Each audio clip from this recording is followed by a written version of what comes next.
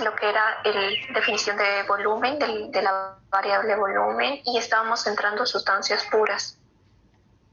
Ya, no comentamos nada todavía. Vimos lo que es fase. No sé si anoté este título, comportamiento termodinámico de una sustancia pura. Sí, es correcto. Ya, entonces hablamos de esto, que es una sustancia pura, que significa conocer el comportamiento, significa conocer las variables de estado en distintos estados, una cierta sustancia pura. Entonces, ¿en eso quedamos? Sí, ingeniero. Ya. Entonces voy a comenzar con un relato que se refiere a un ensayo que se hace con un dispositivo como este que estoy esquematizando. Ustedes conocen muy bien este aparatito. ¿Cómo se llama?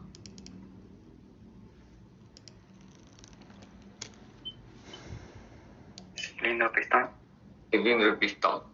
Ya. El ensayo que vamos a describir rápidamente a continuación consiste en que se coloca dentro de este dispositivo a una sustancia en estado sólido, una sustancia pura, por ejemplo, podría ser hielo. En el caso concreto del agua, y el ensayo consiste en ir calentando para ir generando distintos estados termodinámicos, condiciones de equilibrio, e ir recabando por medición información de las variables de estado correspondientes. Entonces, supongamos que el ensayo parte de una condición inicial en la cual se tienen estos valores: una cierta presión, una cierta temperatura, volumen, etc. Quisiera que me digan qué va a ocurrir con esta sustancia como consecuencia del calentamiento del suministro de calor. ¿Qué le ocurre a cualquier sustancia? Y más concretamente en este caso, digamos, arrancando con el estado sólido. ¿Qué le ocurre a un sólido cuando usted le suministra calor, lo calienta? ¿Se dilata? ¿Cómo? Se dilata. Sí, señor, se dilata, se expande en términos de fluido, ¿no es verdad? El término que usamos, que es sinónimo de dilatación, es expansión. Claro, dilatación se usa cuando se trata de sólidos, expansión cuando se trata de fluidos. Entonces, supongamos que se expande y el pistón se mueve hasta que en una cierta otra posición de más arriba, como ven, se detiene, se vuelve a equilibrar el sistema. Entonces, estando en equilibrio, se pueden determinar, se pueden medir las variables de estado. Quisiera que me digan, en esta segunda posición, cuando el sistema se ha expandido, se ha dilatado, ¿cómo es la presión versus este valor que teníamos originalmente? Hago una aclaración previa. P, que el aparatito que aparece identificado con P, es un peso que está colocado sobre el pistón. Creo que eso está claro, ¿no? Bueno, me remito a la pregunta. ¿Cómo será la presión en esta segunda condición de equilibrio que alcanza el sistema después de haberse dilatado? Menor. Menor. Mayor. Igual. Esto, digamos, lo podemos someter al siguiente análisis. Supongamos que este es el pistón. Si el pistón está quieto, significa que todas las fuerzas que actúan así se equilibran con las que actúan así. Descríbame qué fuerzas actúan de arriba hacia abajo. La del peso y la de la gravedad. El peso de P, ¿ya? El peso del pistón, el peso P, y una fuerza debido a la presión atmosférica, ¿no? Que sería la presión multiplicada por el área del pistón. Digamos que en principio tenemos estas tres fuerzas actuando hacia abajo, pero estas fuerzas son compensadas porque hay otra que actúa hacia arriba. ¿A qué se debe esta fuerza que equilibra a la suma que tenemos en la parte de arriba? ¿Lo ven? La presión que ejerce el sistema, en la sustancia que está contenida en este sistema, que por supuesto es un sistema cerrado, actuando sobre el área del pistón, genera una fuerza que compensa a este. Entonces esto queda, digamos, traducido por esta ecuación, esta condición de equilibrio. Entonces, esto es la condición inicial. Cuando el sistema se mueve hasta esta posición, quisiera que me digan si algo cambió en relación con esto que hemos anotado acá. La presión del sistema aumentó. ¿Cómo? A ver, ¿el peso del pistón cambió? No, No. ¿El peso P cambió? tampoco. ¿La presión atmosférica cambió? Es la misma. Es la misma. Y entonces, conclusión, P es constante. ¿Lo ves? Lo que quiere decir que todos los estados termodinámicos que se vayan generando como consecuencia del calentamiento, esperando que se equilibre el sistema, por supuesto, van a tener como característica común el mismo valor de presión. ¿Cierto? Entonces, lo que vamos a describir a continuación, y lo voy a hacer a través de un gráfico, es el comportamiento isobárico, así se llama cuando la presión se mantiene constante, de la sustancia pura. Como la presión está determinada, una vez que la conozcamos en la condición inicial se va a mantener, entonces ya no nos preocupamos de este valor, sabemos que se mantiene constante. ¿Qué valor va a ser el motivo de nuestra atención acá? La temperatura.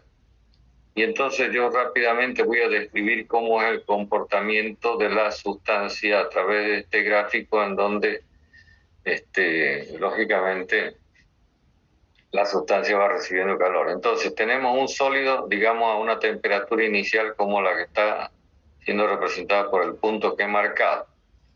A medida que vayamos suministrando calor se van generando distintos estados termodinámicos con la misma presión, pero con una temperatura que es cada vez mayor, y entonces el sólido va calentándose de esta manera. Pero el sólido sigue siendo sólido y decimos que en el sistema existe una sola fase, sólido. Pero llega un momento en que a una cierta temperatura esta se mantiene, empieza a mantenerse estable, es decir, no cambia mientras que el sólido se va convirtiendo en líquido, en un fenómeno que usted sabe cómo se llama. ¿Cómo se llama este cambio de fase que experimenta un sólido al convertirse en líquido? ¿Escucho? Mejor dicho, no escucho nada.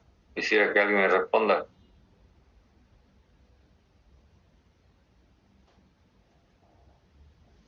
Temperatura de fusión. Sí, fusión se llama el fenómeno. Entonces, cuando todo ya termina siendo líquido acá, en esta condición, y se sigue calentando, el líquido empieza nuevamente a incrementar su temperatura hasta que, alcanzando otra cierta temperatura, esto se mantiene estable mientras que la sustancia cambia de fase, convirtiéndose de líquido en vapor. ¿Cómo se llama este fenómeno? Vaporización. Vaporización. Una vez que todo está como vapor y se sigue calentando, entonces el vapor seguirá incrementando su temperatura hasta más allá. Bueno, no nos interesa contar la historia de más allá, porque no va a ser parte de las condiciones que nosotros vamos a estar manejando los problemas. Si usted quiere, investigue qué ocurre si se sigue calentando la sustancia a altísimas temperaturas, ¿no? Algo va a pasar con ella. Quiere decir que hay dos asuntos notables durante este proceso de calentamiento de la sustancia pura a partir de una condición de sólido, que el sólido primero se tiene que convertir en líquido antes de terminar convertido en vapor. ¿Lo ve?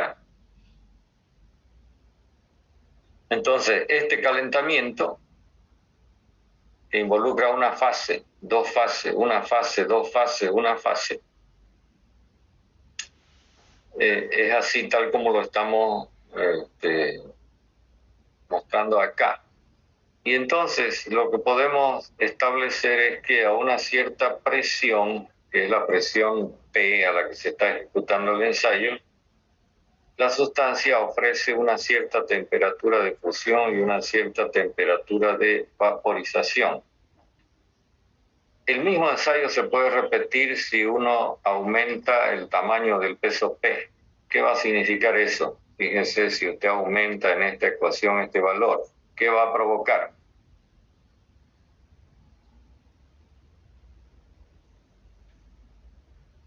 Quisiera que me responda, ¿qué va a provocar si este valor se aumenta? Todos los demás permanecen constantes.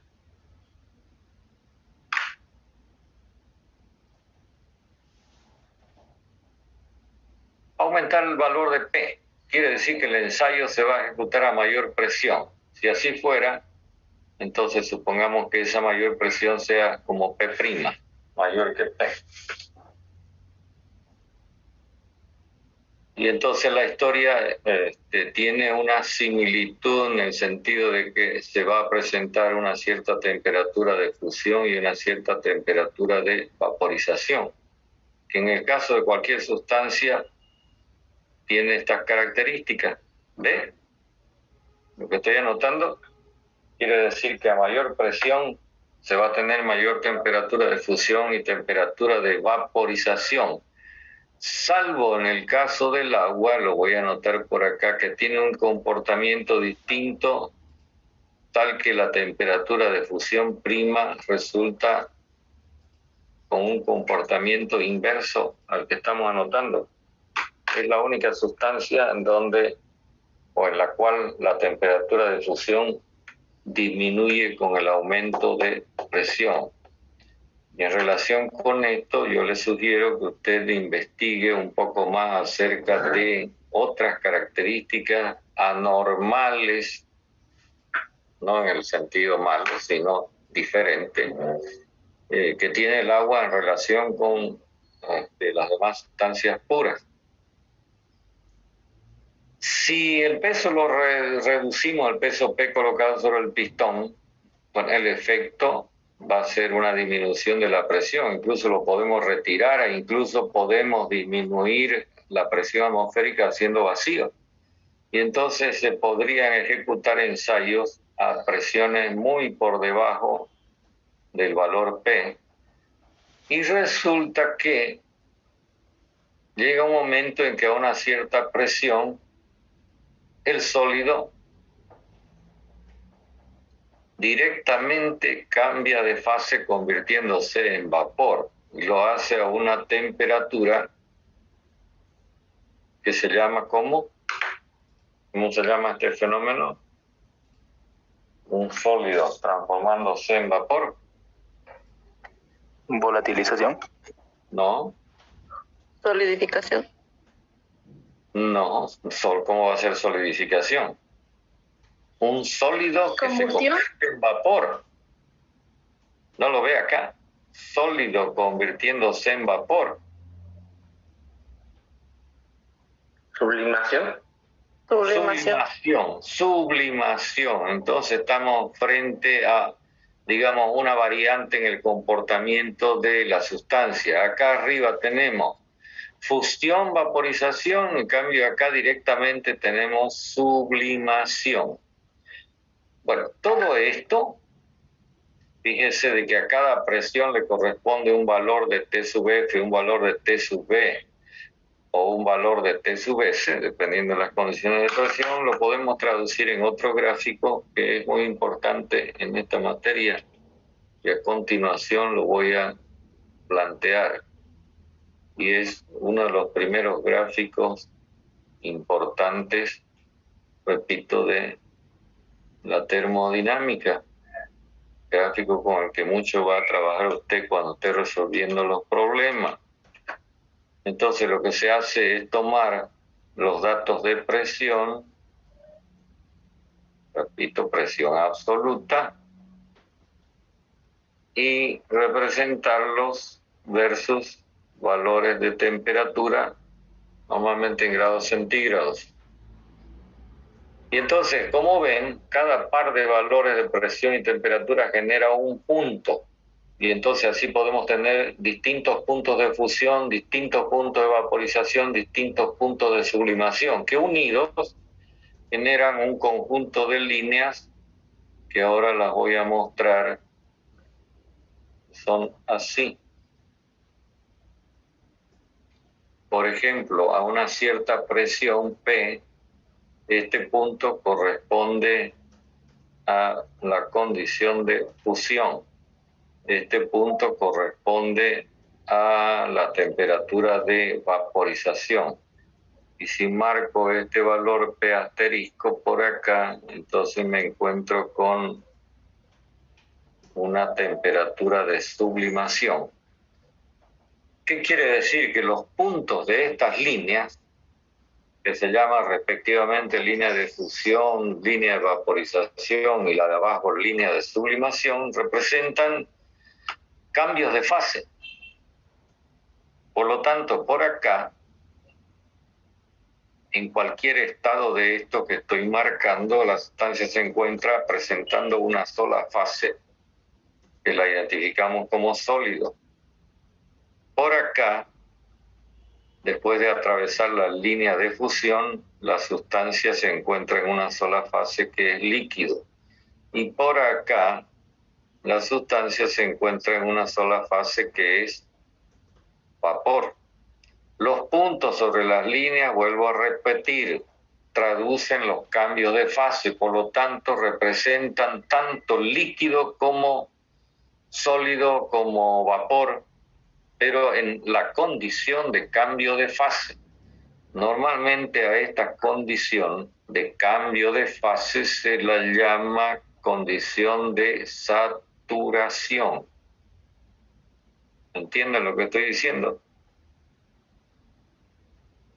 Entonces, cuando tengamos un punto como este, decimos, en este punto está representado el sólido saturado, así como el líquido saturado.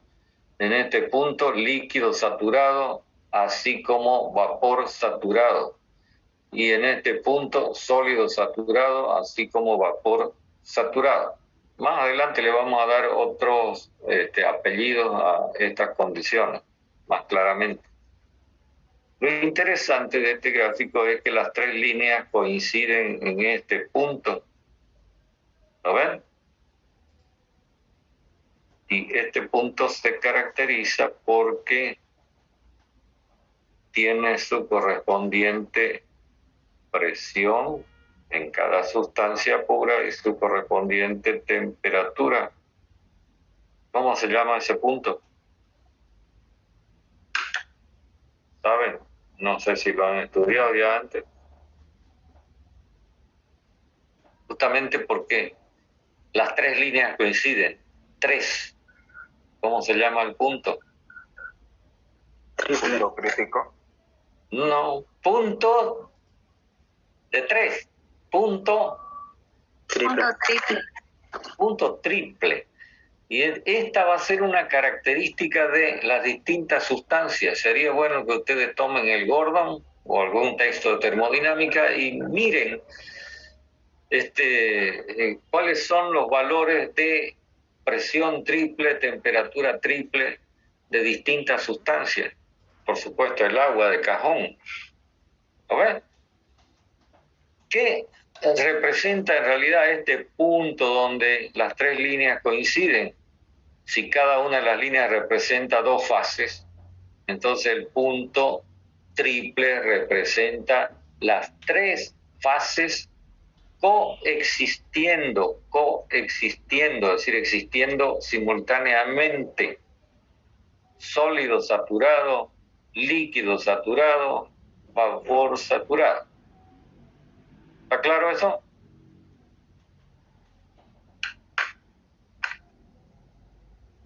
¿Comentarios? Sí, descanso un poco de hablar. ¿Alguna pregunta?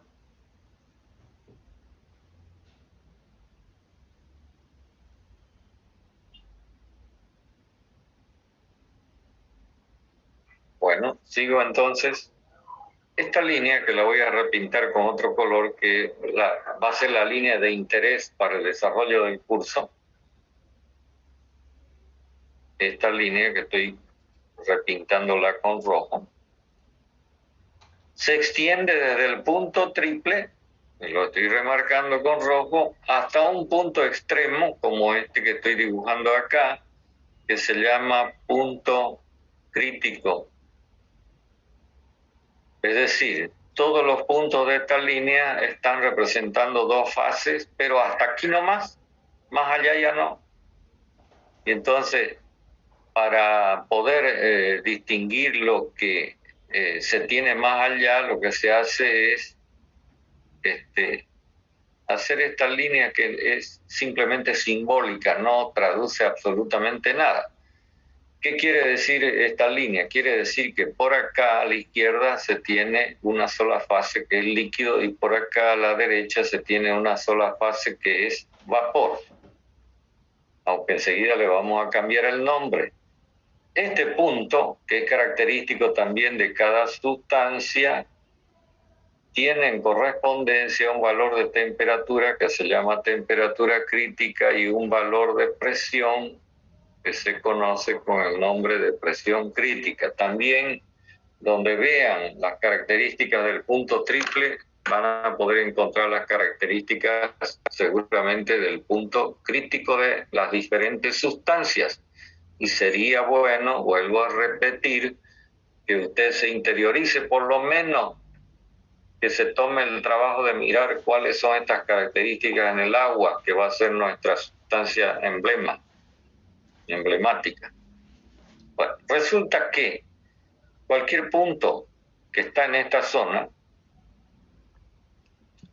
a la derecha de la línea de líquido-vapor saturado, esta línea que está en rojo, a la derecha de esta línea que la estoy repintando también en rojo, la línea de sublimación, por acá, y a la derecha de la temperatura crítica, la sustancia existe en una sola fase, que en principio sería una prolongación del vapor, pero que se suele denominar gas.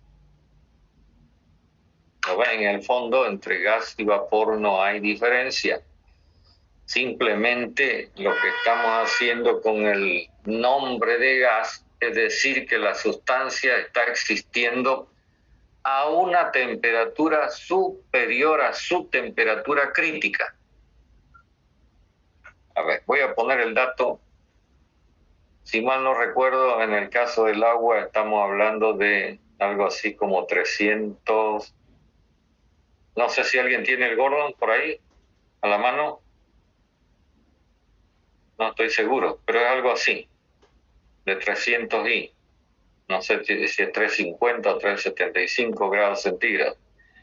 Entonces, cuando tengamos al agua existiendo a una temperatura superior a esta temperatura, vamos a decir que la sustancia se encuentra en estado de, usted añádale, lo que falta. Gas. Gas. De gas.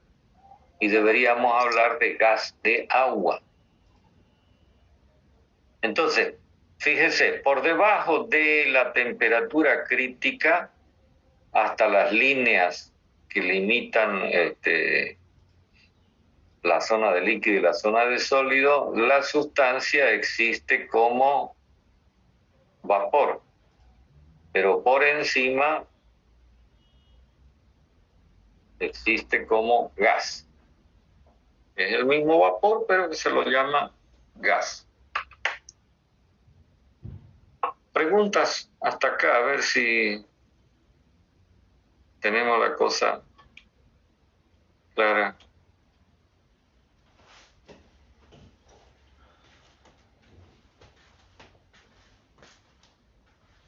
¿No hay ninguna pregunta?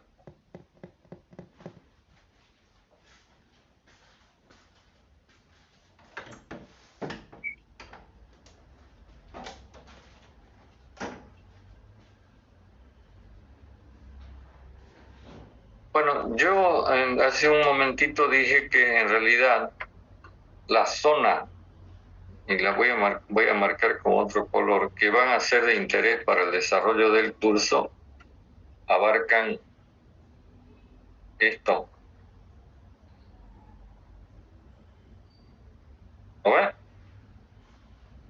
Entonces vamos a estar hablando del líquido.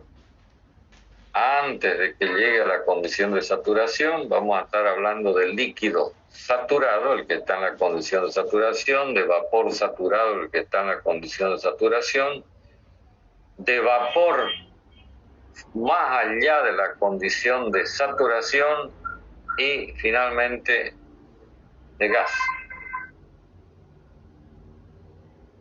Quisiera saber si tienen alguna pregunta o comentario.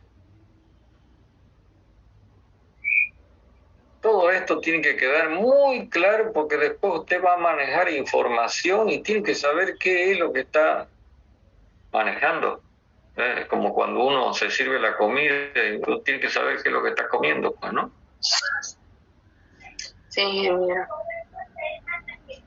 Ingeniero, una pregunta, así. Dijo que la temperatura crítica es 375 grados Celsius. En vapor recalentado... Ajá. En vapor recalentado, pero... Claro, la diferencia, porque en vapor recalentado he visto que la temperatura tope que llegan es 648, 49. Y entonces, ¿por qué hay esa diferencia entre ambos? No comprendí. Usted me dice que hay vapor recalentado a 600 grados. Bueno, es una cuestión de nombre. Me vuelvo a recalcar.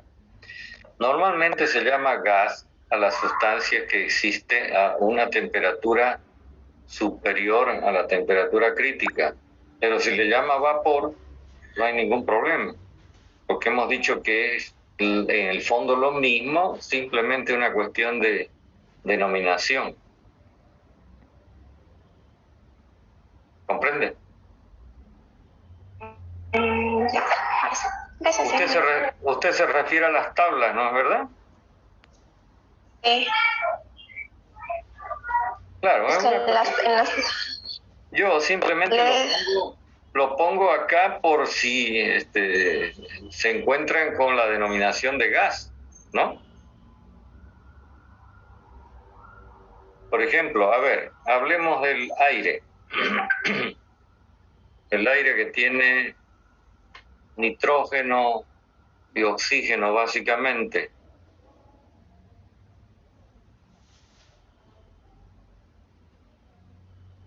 ¿En qué condición se encuentra, digamos, a temperatura ambiente y a presión ambiente?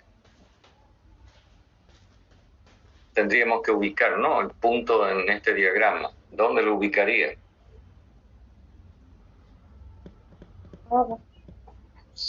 Supongo yo fuera el punto crítico. Fuera, ¿qué significa? Más allá. Sí. Más allá de este valor. ¿Lo ven?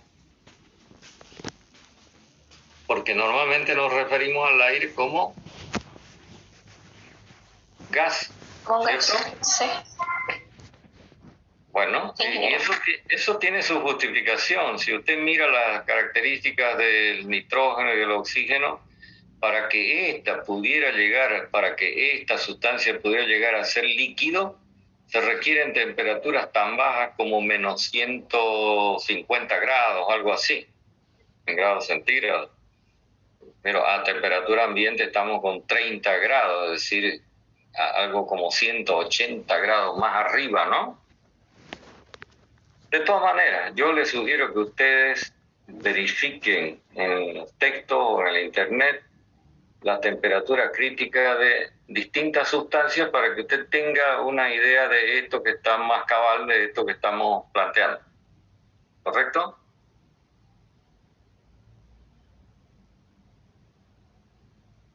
Está bien, ingeniero. Gracias. Ya, y voy a añadir, porque ya lo mencionó alguien cuando dijo vapor recalentado.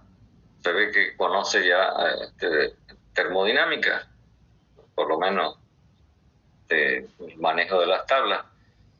A este líquido que está a la izquierda de esta curva de equilibrio, que se llama curva de vaporización, de equilibrio líquido-vapor, a este líquido lo vamos a denominar comúnmente líquido subenfriado. Mientras que a este vapor B, que está a la derecha de esta curva, lo vamos a denominar vapor recalentado o sobrecalentado. Un punto sobre la curva va a representar simultáneamente líquido saturado y o vapor saturado, que lo vamos a apodar seco, aunque normalmente decimos vapor saturado nomás. ¿Está claro lo que estamos diciendo? Sí, ingeniero. Ya, entonces, al líquido saturado y o vapor saturado seco lo vamos a poder encontrar desde esta condición del punto triple hasta esta última condición de el punto crítico. Por eso vuelvo a insistir que sería bueno que por lo menos en el caso del agua usted conozca estos datos de presión crítica, presión triple, temperatura crítica, temperatura triple. Y entonces, como esta información va a aparecer en las tablas, sobre las que vamos a hacer algunos comentarios más adelante, la tabla tiene que extenderse dentro de estos límites dados por el punto triple y el punto crítico. ¿Está claro? Esto es lo que concierne a la condición de saturación. Otra cosa es esto que hemos denominado líquido subenfriado o vapor recalentado. Es importante destacar que acá hablamos de una fase, mientras que acá hablamos de la coexistencia de dos fases en equilibrio, es decir, que están a la misma presión y a la misma temperatura. Estoy hablando de que a una determinada presión se va a tener una determinada temperatura de vaporización que va a traducir la existencia de probablemente dos fases, o de una fase pero en condición de saturación.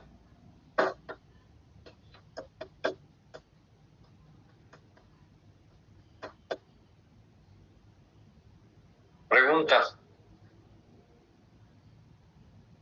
Creo que no nos va a dar más para ir más allá. De todas maneras, voy a hacer un planteamiento adicional antes de que nos tengamos que ver la próxima clase.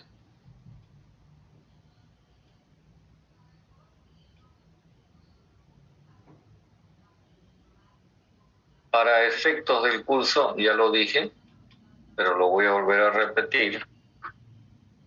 Lo que vamos a hacer es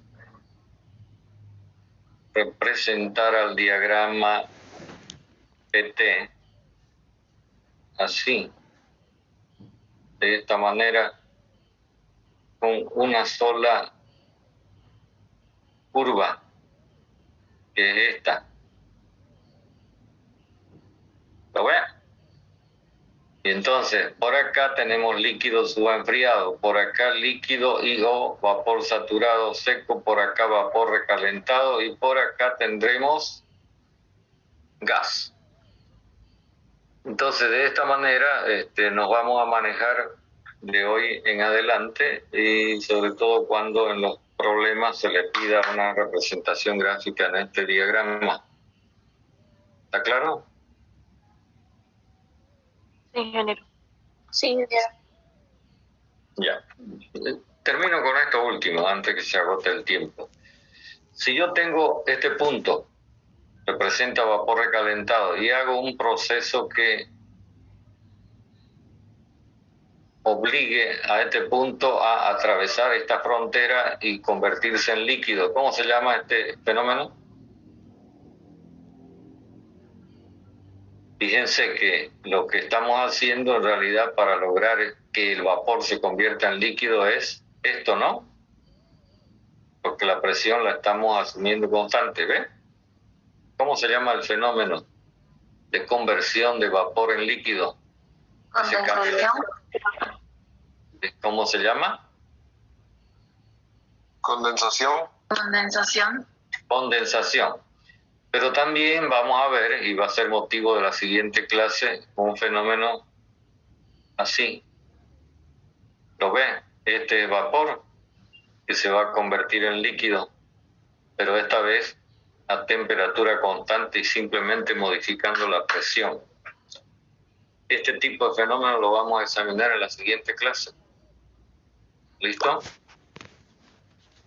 Bueno, me voy despidiendo porque enseguida se corta esto. Los espero el día jueves. Hasta luego, ingeniero. Hasta luego, ingeniero. Hasta luego, ingeniero. Hasta luego, ingeniero. Hasta luego.